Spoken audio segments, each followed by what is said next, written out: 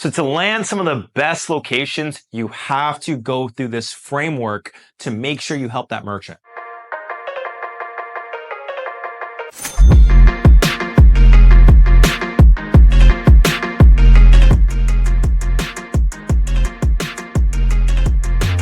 Welcome to another video. If this is your first time checking out our channel, my name is Gedem Tekle. I'm a retired police sergeant turned full-time entrepreneur with boring businesses like credit card machines and ATM machines. Now, what I commonly get asked is, how do you land premium locations in the cashless ATM or credit card business? Well, it's pretty simple. You got to provide a service. And what I'm saying is, you're not just going to tell a merchant, I'm saving you fees. You got to provide some value to them. Because remember, there's a lot of people going out there. They're door kicking. They're going door to door saying, hey, I can save you. I can save you. I can save you. Giving them gift cards, etc.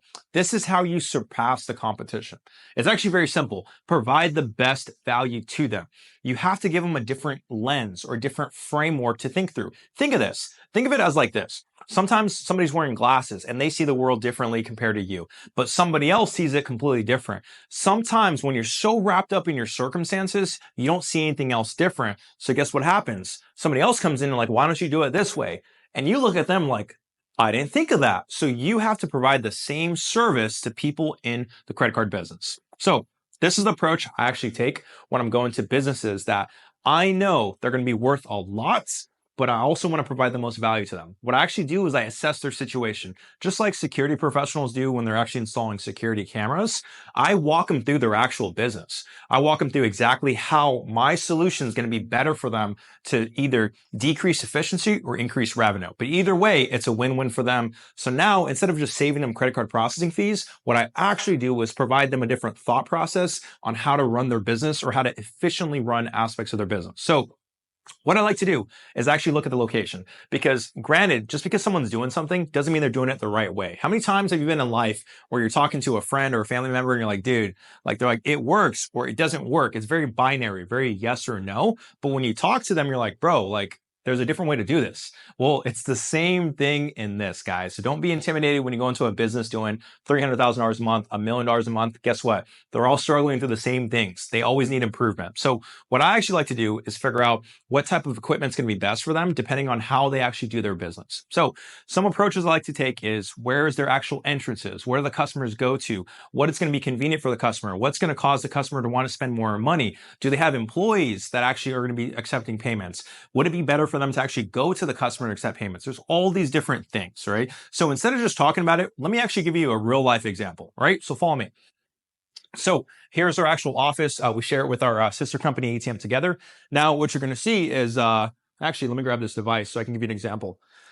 So what you're going to see is an office space. But if you really look at this, what you're going to notice is this is very similar to a normal dental office or an actual medical office.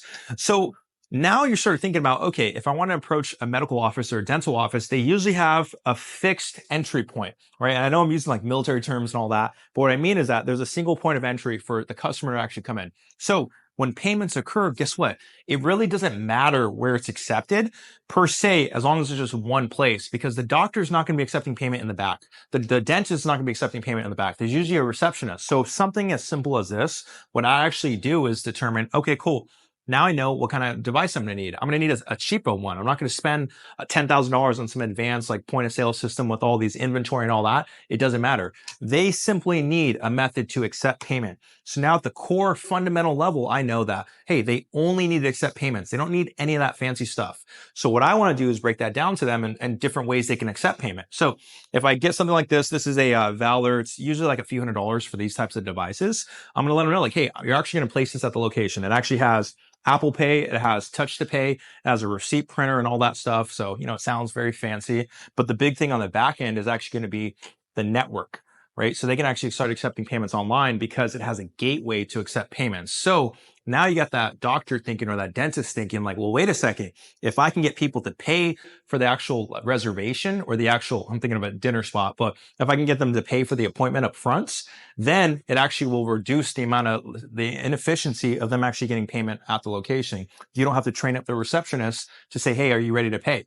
That's another option. But in addition to that, you also got to remember is, well, if people can pay online, but they're still saving money credit card processing wise at that location, guess what? You can also get more customers because now you start thinking about employees, right? What the employee can actually be doing with their time versus accepting credit card payments versus, hey, do you have a different credit card that works? Hey, this one got declined, etc. All those things that you can pre-screen. So now, instead of worrying about that customer having a payment that defaults outside of their insurance, guess what happens? You're going to be more confident and you're going to have more efficiency in your scheduling. So if you have more efficiency in your scheduling, guess what happens? Now you can actually accept more patients. So if you can accept more patients, revenue goes up. If you have more patients, the next constraint is going to be what? It's going to be you. You don't have enough time to actually service all these patients. So what do you need? Well, now I need another dentist. Now I need another doctor. But you start seeing how something as simple as this and the point of entry of where a customer comes in to the core concept of how they're going to accept payments leads you providing so much value to them that they're like, dude, I just want to network with you. I want to converse with you. But here's the kicker, guys. I'm going to throw in the bonus, right? Before I do that, make sure you hit the like and subscribe button, guys, because content like this, hey, I want to keep pushing it, but I need to have people watching it. So the bonus is this. Business owners know other business owners. If you're able to provide them with a gateway, a branded website that's in their name, or a way to decrease the amount of payments they don't go through, guess what they're going to do? They're going to go golfing. They're going to go to lunch. They're going to talk, and they're going to brag to their other business owner friends that are also dentists or the people that went to medical school with them. They're going to say, hey, I actually did this, this, and this. My revenue goes up. So guess what that doctor's going to do? Like, hey, can you refer me to that person? So now you have just gotten two locations for the single amount of effort that you actually put into finding this location, right? So that's exactly what I do when I'm looking for specific types of locations, or I'm trying to provide the most amount of value to that actual business owner to guarantee that I can secure that account, guys, all right? So make sure you hit the like and subscribe button. We're going to have more content like this, and I'll catch you guys on the next video.